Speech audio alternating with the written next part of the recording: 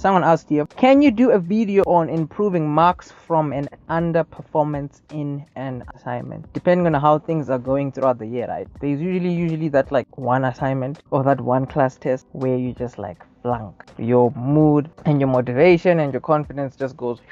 I've laid out 1, 2, 3, 4, 5, 6, 7, 8 simple, practical, straight to the point. First thing I mentioned here, right, is do something different. So when you're going to try and improve your marks, don't fool yourself by doing something that you've always been doing, but maybe trying to do it more often or more consistently or more aggressively. You know, you want to do something different. You need to actually improve what it is that you're doing with your time for you to want to see an improvement in your marks. Point number 2, get intel from someone a year ahead of you. Hello, if you're in high school or if you're in first year varsity, second year, it doesn't matter. I mean, there is someone that has been exactly where you are. They know something you don't know. If you're in your first year of university, there's someone in their second, third year.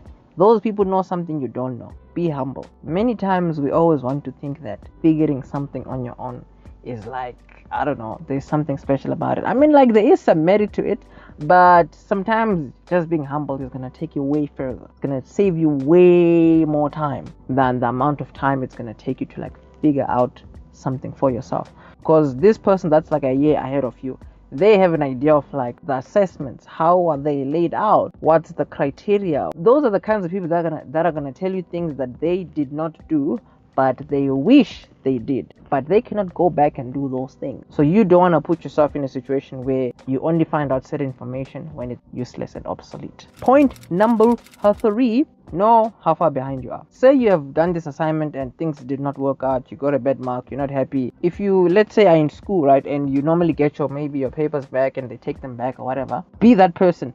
The moment you get your papers back, dude, take pictures, have it with you. There's this weird dumb thing. I mean, like, they always take the papers back anyway. I don't even know what they want them for. In terms of you making a comeback, that's where you want to start, because it is a matter of you knowing what do you know and what do you not know. If you don't know nothing, you want to know the nothing that you don't know.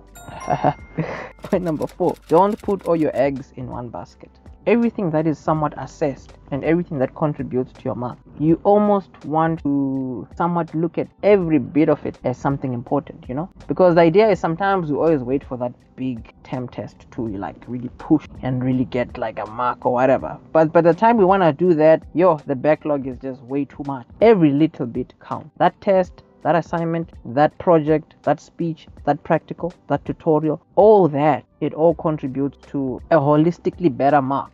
And that obviously boosts your confidence. It's just going to help your mental health. The next point here links a few of the previous points together. Make use of reputable additional resources. Well, if you're in high school, if you're in first year, whichever, or second year, it doesn't matter. There are certain things that you know you're going to get from that specific subject. They'll have like a prescribed textbook or something.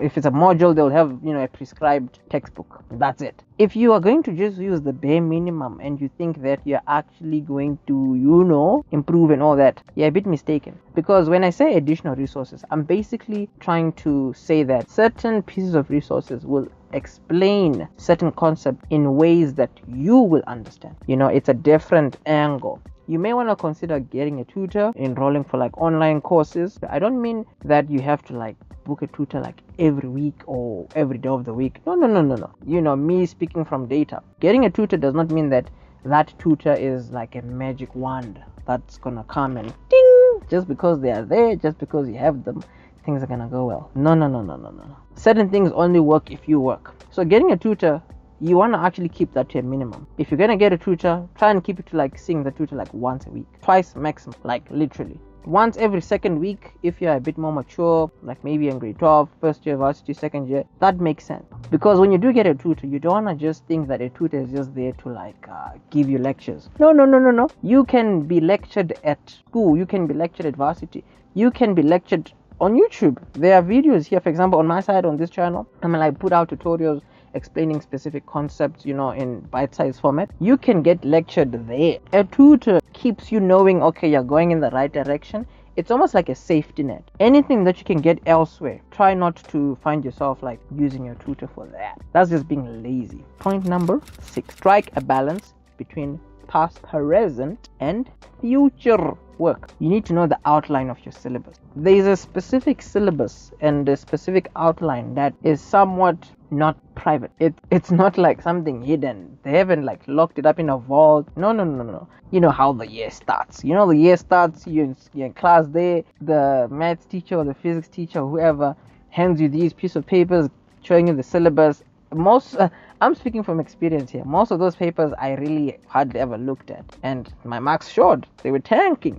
But the moment I started making use of those pieces of resources, like knowing what your syllabus looks like, it helps you knowing, okay, fine, we've gone through this, we're currently working on this, and this is what we're going to work on next. It also helps with minimizing and keeping the levels of anxiety as low as possible. It's going to become like a positive vicious cycle, because by the time you start with the new work, you have had a glimpse of it.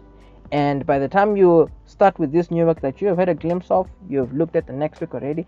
And then it keeps you like knowing well, like what is it that you guys are currently working on in that present moment. Next point, get used to being tested consistently. You want to fix something once and then maintain it. One thing you need to fix is things like procrastination and you being behind. The moment you, let's say, have done what you can to catch up, try and maintain that. The only way you can maintain being up to date with your work is actually being ahead. Being ahead does not mean you have to be 2-3 weeks ahead. No. Technically speaking, being ahead is you just being literally one lesson ahead is absolutely good enough. So now you can imagine if it's like 2 or 3 or a whole week ahead, now you're killing it. But the idea of thinking that the only way you can stay on track is by being on track, that's like playing on the red line, and you don't want to do that to yourself. It's almost like a mindset to say, you know what, I mean, if the year is still going on, if the term is still underway, the semester, you don't want to think that a whole month is going to pass and you're not going to get tested somewhere, somehow. So just know it's going to happen. Don't make studying an event. If you do it consistently, when these test dates are being announced, you're already prepared anyways. I wrote here, take care of yourself physically. Now, I feel like I'm being a hypocrite on this one because I haven't been to the gym in about 2 weeks now. 2 weeks on the dot. Yeah, but yeah, I can feel that, I'm not feeling like myself. It's bad. And you may be wondering, how does this link up to improving your marks? Like, what? What the dude? What are you talking about? Dude, your brain, it's a physical object. Hello? Your brain can't like hop out of your head and run and drink water. No. You as, a conscious human being has to do all those things. And those things, they help your brain. They help you think better. They help you recover better. I mentioned here, you want to stay away from things like sweets, excessive junk food. If you're the kind of person that likes to snack on sweets, I hate to break it down to you, but you just want to cut that off bit by bit. Like, it's really not helping you. Sugar is going to take your energy levels up and then drop them immediately, but that's not something you're 100% always conscious of. It's something that's usually happening subconsciously. And the one thing that suffers is you mentally. Your brain it's not gonna focus, you're not gonna study well, all that. The more you ignore certain things that you need to do, it's a vicious cycle.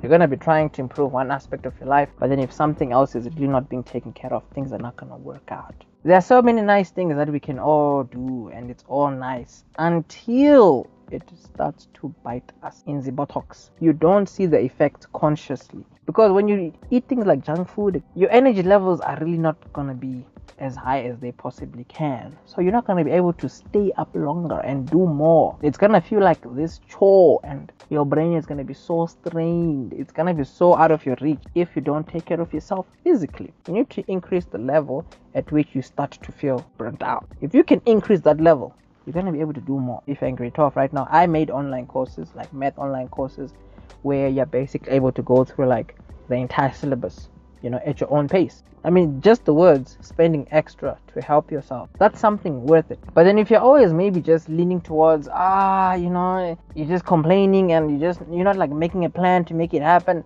you're really just gonna complain forever. If this video was helpful, you can give it a thumbs up, share this video.